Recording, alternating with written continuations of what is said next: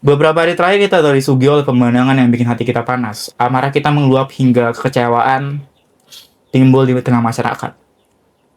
Ada pemukulan terhadap para pendemo. Bahkan kemarin ada yang baru saja dilindas oleh kendaraan aparat. Dan yang paling baru, gedung DPR di Makassar telah dibakar oleh massa. Semua ini menunjukkan kalau keresahan dan kecewaan rakyat udah sampai di titik puncaknya. Tapi pertanyaannya, kemarin ini sebenarnya udah tepat sasaran belum? Selama ini kita marah ke DPR, marah ke aparat, bentrok di jalan. Padahal semua itu cuma wajah yang kita lihat di permukaan. Dan aparat, khususnya polisi, sering dipaksa menjadi tameng. Akhirnya siapa yang berhadapan di jalan? Rakyat melawan rakyat. Sementara para elit di atas tetap aman. Sekarang coba kita tarik lebih jauh. Siapa yang menempatkan orang-orang ini di kursi DPR? Siapa yang ngasih tiket untuk duduk di kursi itu? Jawabannya, partai politik. Elit partai punya kuasa penuh untuk menyaring calon legislatif terpilih. Tapi faktanya, mereka lebih mikirin kepentingan partai, kepentingan kelompok, bahkan kepentingan bisnisnya sendiri dibandingkan kepentingan rakyat. Kenapa begitu? Karena logika partai adalah bagaimana caranya tetap hidup dan berkuasa. Untuk bisa ikut pemilu, mereka butuh dana besar. Untuk dana besar, mereka butuh sponsor, entah dari pengusaha, pemodal, atau jaringan oligarki yang ada.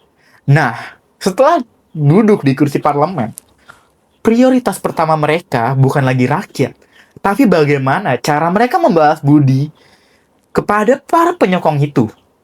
Dari situ lahirlah kebijakan yang sering menguntungkan segelintir orang dibandingkan kepentingan masyarakat luas. Jadi wajar kalau suara rakyat sering cuma dijadiin jargon kampanye tapi hilang setelah pemilu selesai. Dan jangan lupa satu hal.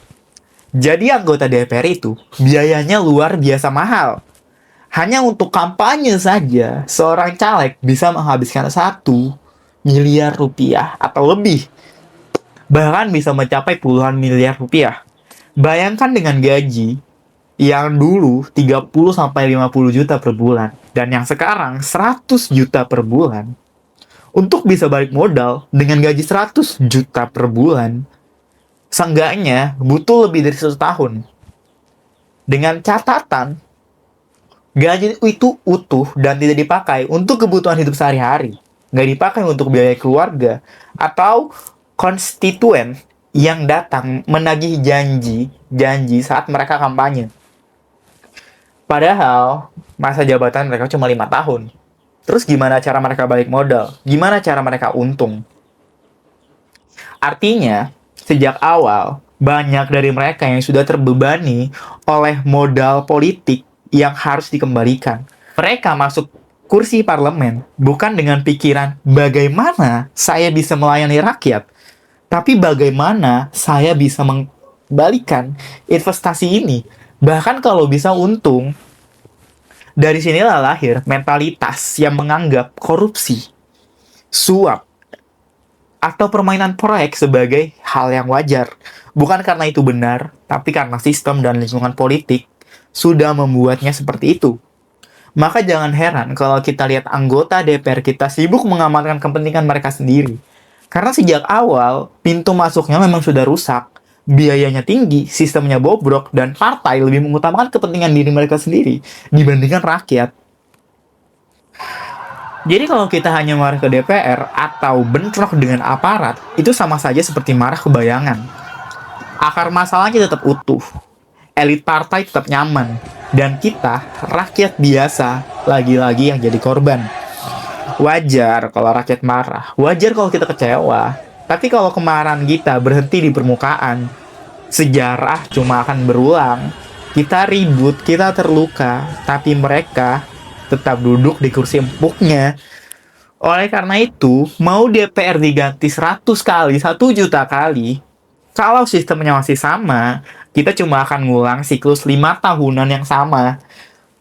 Kalau kita benar-benar mau perubahan, Kita harus berani menyorot ke akar permasalahannya. Sistem politik dan partai yang selama ini lebih mementingkan diri sendiri dibandingkan rakyat.